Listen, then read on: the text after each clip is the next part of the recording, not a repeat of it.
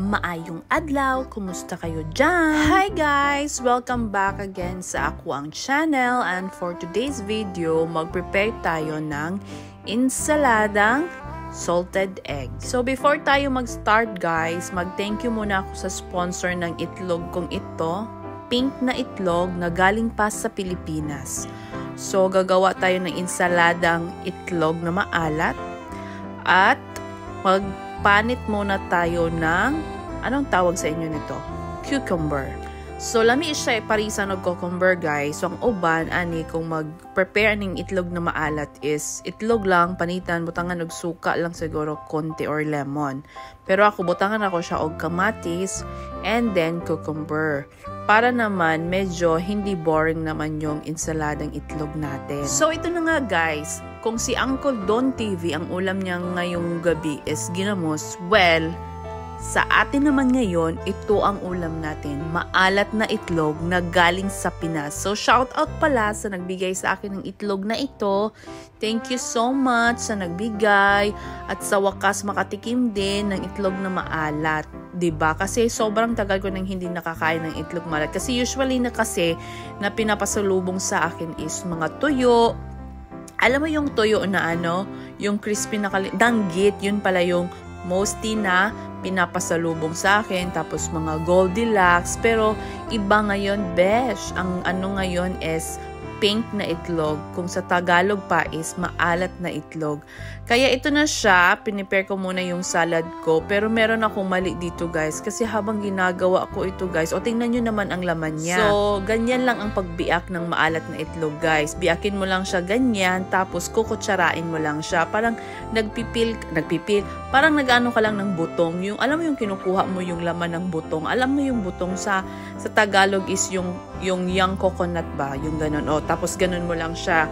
O, diba? Tapos, hindi mo na siya i-slice. So, ganyan lang yan. Pero iba't iba kasi yung, ano guys, yung itlog. Minsan, maalat. Pero yung itlog na ito, tinikman ko siya. Hindi siya ganun kaalat talaga, as in sobrang alat. Curry bells lang yung pagka-ano niya. Yung pagka-saltiness niya. Charot.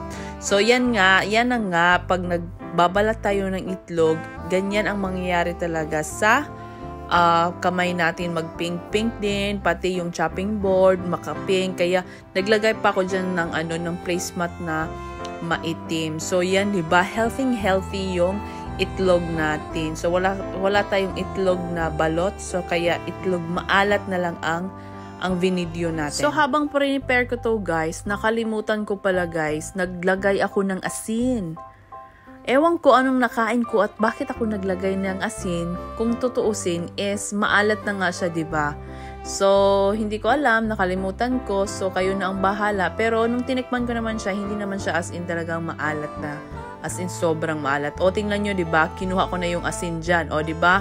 O, naghinambog pa ko, Himalayan pink salt. Diyos ko, Lord! Naglagay pa ng asin.